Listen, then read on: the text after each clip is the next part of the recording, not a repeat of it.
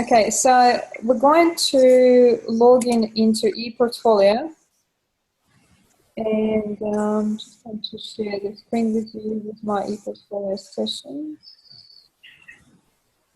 Okay.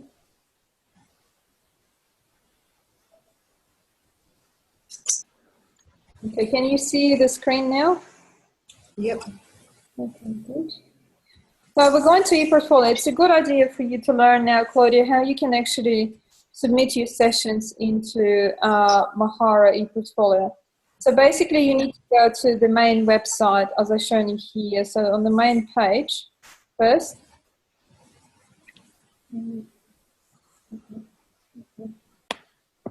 Okay.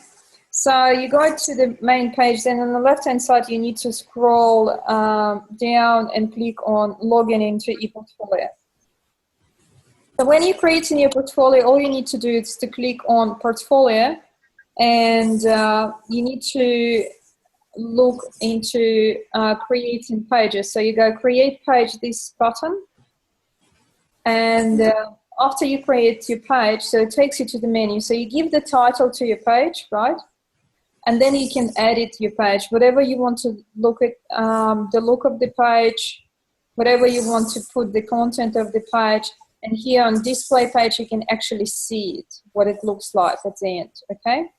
Now, as soon as you finish with all of those tabs, you need to go and share it with me here on that tab. So just scroll down and go share with users and groups.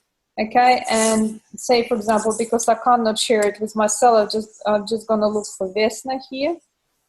Okay, she's not my friend, but she's a user. So, and here she is. So I made in Vesna, and I can share it with her. You need to share it with me, and you can share it with all other students in the group as well. Can I ask a question quickly? Yeah. With how you did create, was that a page you created? That's right. So when you go to portfolio. So do you create one page for every activity, or do you put all the activities into one page? Totally up to you. You can create one page and just put all the activities and journals and everything in it. So for me, it's easy because I just go and I search by your name, and I always go to the same page all the time. Some students want to have lots of pages. It doesn't really bother me. It's however you prefer to do that, because it's one page. Yeah. Like assessment, journals, and activities, like 3 separate pages, but then it's still at least organized. That's right. Yes, it creates it automatically. If you look here at my pages, I have like a mock-up pages. So basically, what you will have a 81, 2, 3 inspiration journals. Okay, so those are the pages you will get there as soon as you click create a page. It's pretty self-explanatory. It shouldn't be real hard to do. Now let's go back to the students and let's have a look at the activity number 19. Is it 19? Correct? Yeah. Okay, let's have a look. I'll just go and search by shared with me.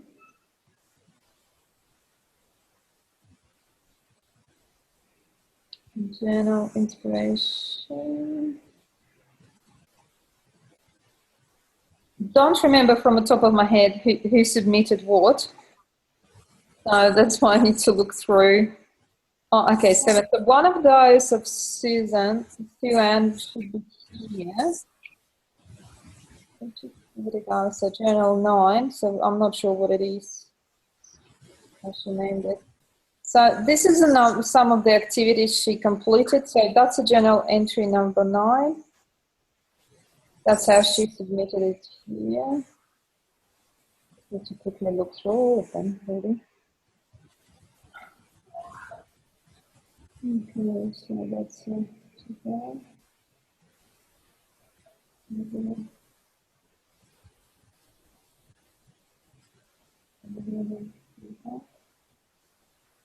I think one of those activities actually. Oh, okay. On. I'm not sure if this. Oh, that's a challenge in 3D design, so just let's have a look. Okay, so what have we got here? Chairs. Chairs now is a different activity.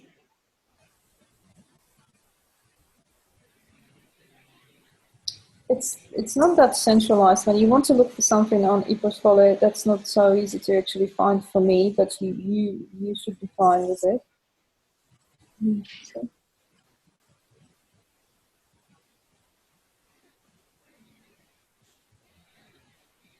No, no, I can find it. Just the other, I'll just look at colors very quickly too after that.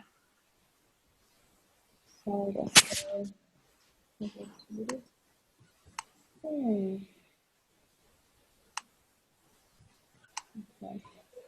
So this is a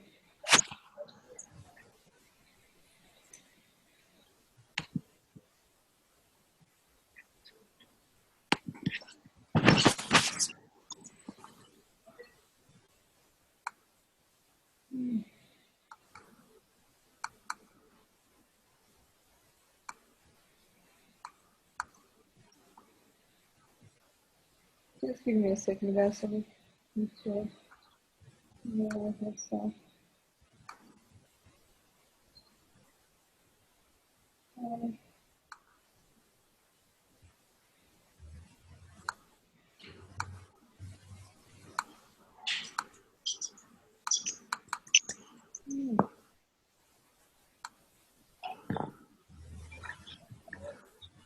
I can't find it. Okay, do you have another question while I'm looking for it?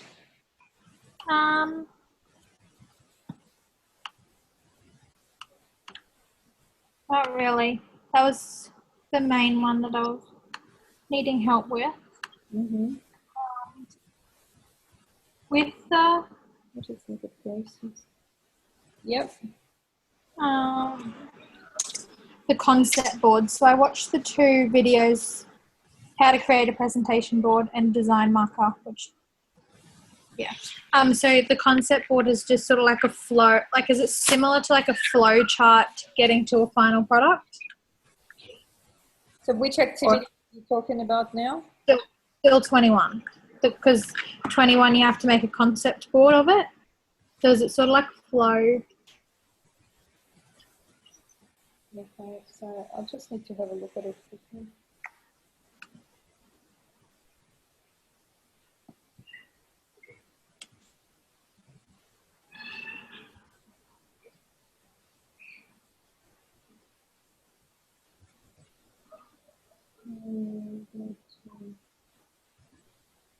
Sessions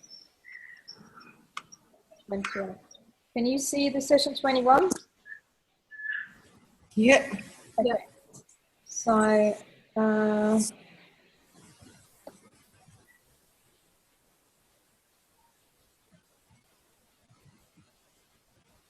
yes, it's kind of like a concept board. Yes, I'm looking for some ideas for you to look at and just to show you some examples, but I'm just struggling to find it really.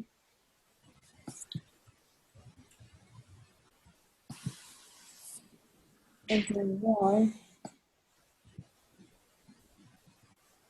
So you can have a look at this activity which Casey did, Botanical Mood Board. So this is some type of a concept board, but with your case, you need to work a little bit more on chairs and try to find the matching ones. Okay. So I'm just going to have a look. I cannot find actually an example. I don't know why.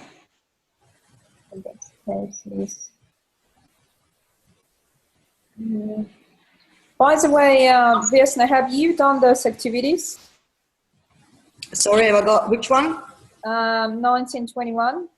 I'm actually on them at the moment and working through assessment 3 at the same time. So that's why I'm keeping quiet. I'm actually looking forward to seeing some of it as well. Since I'm doing it, I did because I read through all the inspirational brainstorming different ways of doing it, and I just like my A to B style. So basically A is where the beginning of what we're supposed to do, and B is the final product. So what I've done is all the inspirations are between A and B.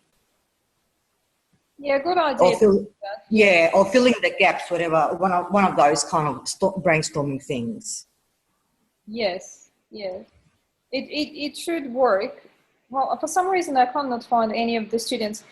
You just need to give me some time to look for it, and as soon as I find it, so I can guys share it with you. No, that's all right. That's all right. I'm all right with everything else. It was just basically sitting down and doing the work now. Okay. Now, why it's important to do the activities is because a number of those activities will be involved in your final assessment number 4. So if you want to have a look at the assessment number 4 with me together, so I'm just going to share that assessment so you wouldn't feel like your time is wasted on those activities. Okay. No, they're not wasted. I mean, you learn something from all of them, so.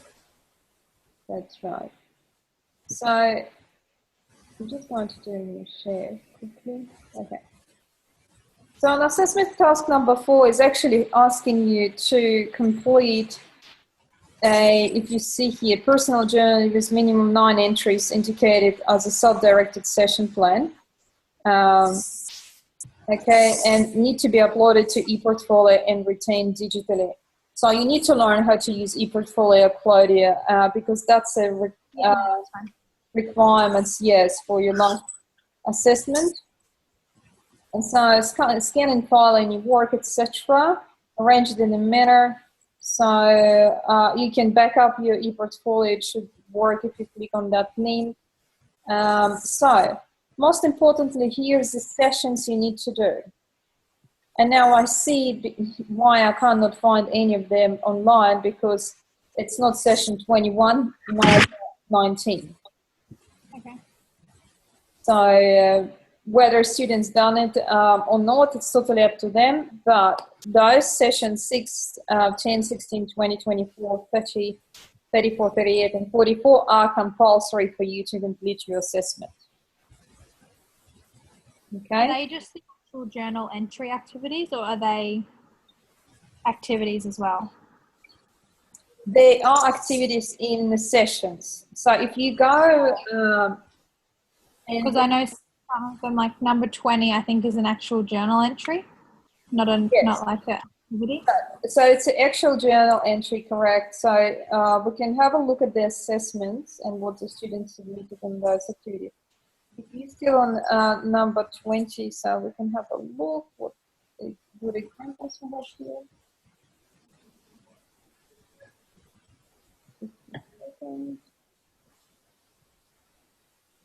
Emma was fantastic work.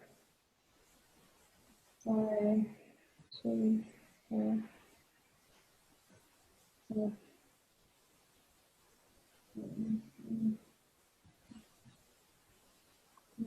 20.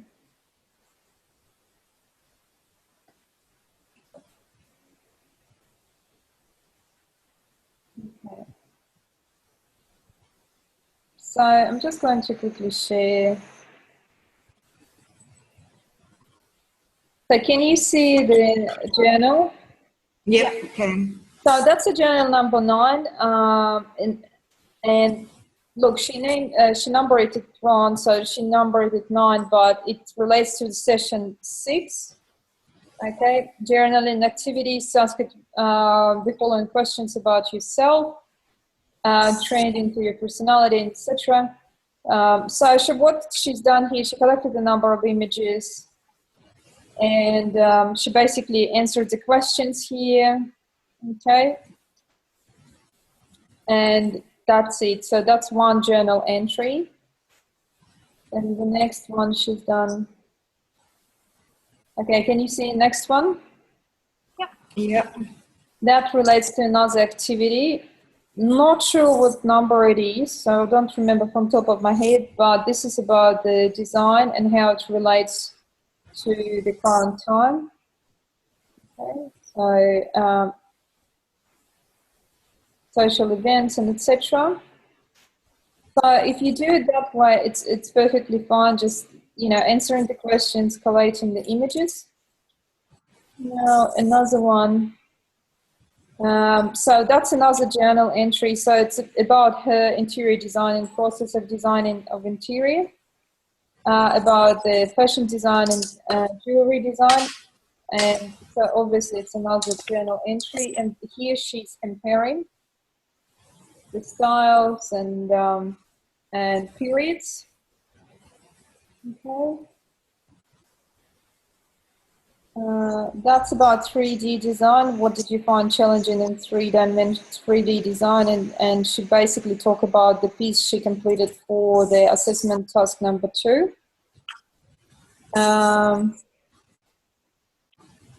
Here she's discussing about the artistic ability, creativity, differences between art and craft. I think it's one of the first journal entries.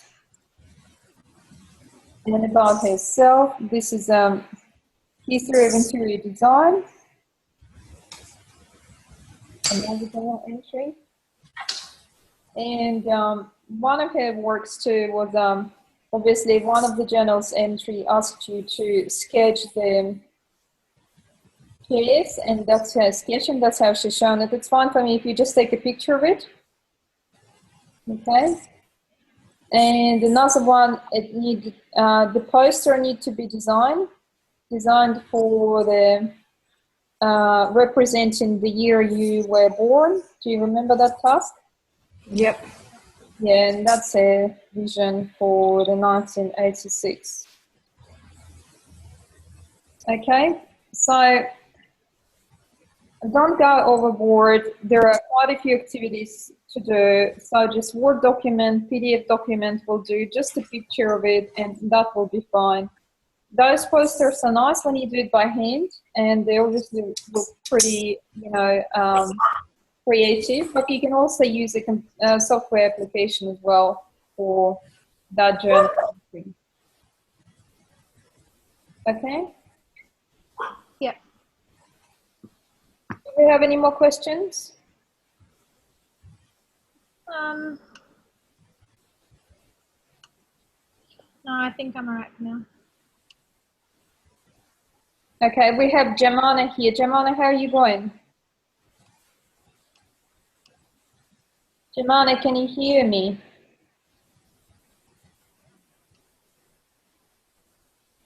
She's not replying.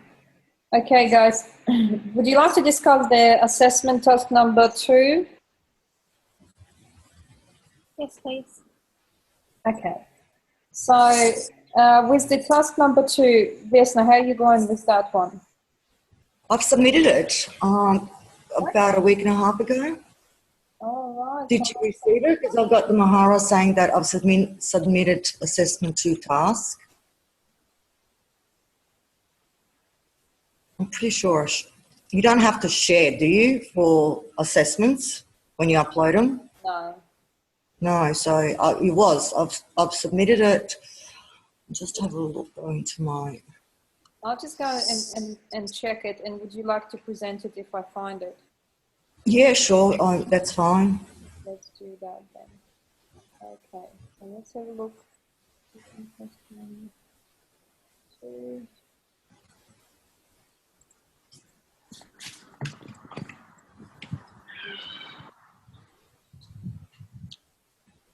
Guys, if I get disconnected in 10 minutes, okay, you just click on the same link I sent you. Okay. Okay. So it's just because we are just limited for 45 minutes, that's why it doesn't want to work longer. So, but That's it's all right. link, okay? Just remember, click on that link. Okay, looking for the assessment now. Quickly.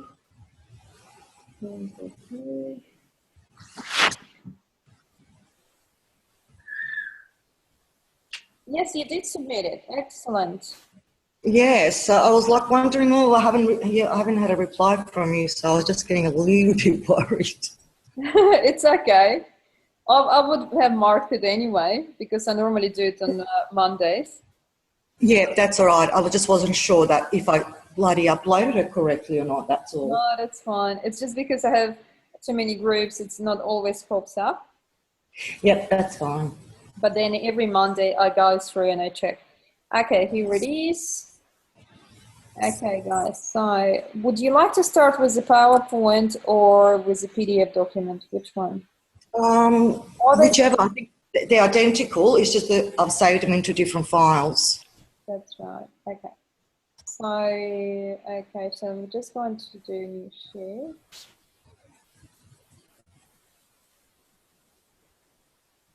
Okay. Can you see it now? Yep, now I can, yep. Excellent. So you ready? Yeah, sure. Basically, I chose Louis Majorelli. He was born in 1959 and lived till 1926. He was probably one of the most influential designers of Art Nouveau movement. He actually trained as a painter before he inherited his father's cabinet-making business in Nancy, France. And I really love his furniture. They're mostly all walnut, and they're very clean lines and classical, and they're not over the top, overdone. They're very classic, I think. And I actually thought that the chair we're looking here at the moment, it was actually one of the benches from the salon,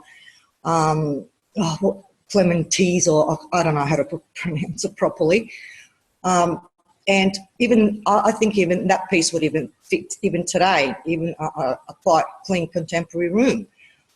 So instead of me like going back when I was looking at design, what I wanted to do is actually, if anything, exaggerate the actual Art Nouveau elements of the chair rather than simplifying it and still see if it would work still in today's contemporary world. And so what I really want to do is create an accent piece of furniture, like a piece of artwork that would be just probably look amazing in front of say a grand piano or in a foyer, in a parlour area, rather than too many of these pieces. So there's a bit of background about him, his life, and basically when his father died, he inherited the business and started producing his own furniture. They used to work a lot on the Rococo revival. So when the Art Nouveau came through, Louis turned around and started designing the Art Nouveau furniture. So Rococo revival is, not very unlike to Art Nouveau. It does have a lot of organic components, but it's over the top. It's over decorated a lot of the time. So what Louis has done is actually simplified that Rococo busy, over the top kind of thing and simplified it, made these chairs quite beautiful and elegant. Excellent. So, yeah, so we can go to the next slide. I think it's just my sketches. Yeah, it's just my process of thinking the 2D and the 3D design styles, and just how I was moving through in the way how I was thinking, just the thinking process. And then he's actually quite famous for that.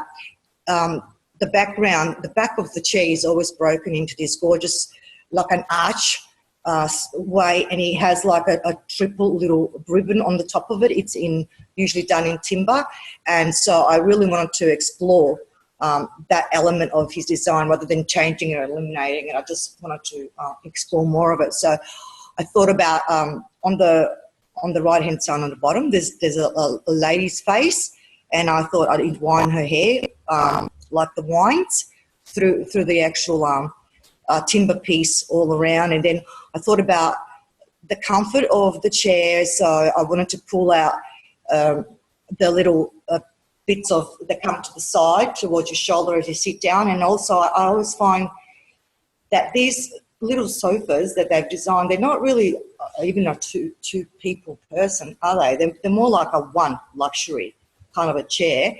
So I have, in that sense, expanded the size to make it like a proper two-seater.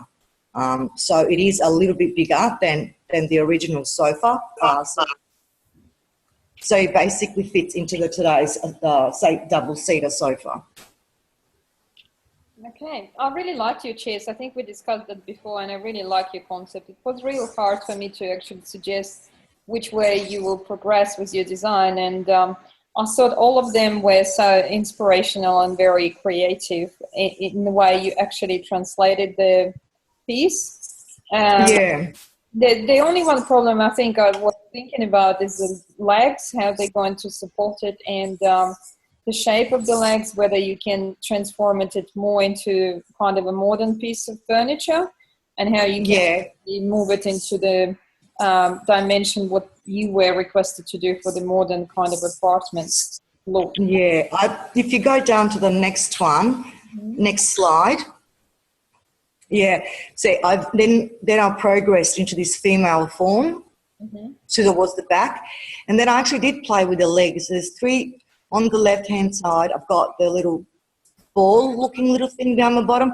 Then I had something that's very similar to what he's got now. It's just a simple little kick outside, and then this one down the bottom is a little bit, maybe probably more suitable to how much I've actually exaggerated the actual feminine and organic form of the background of the back.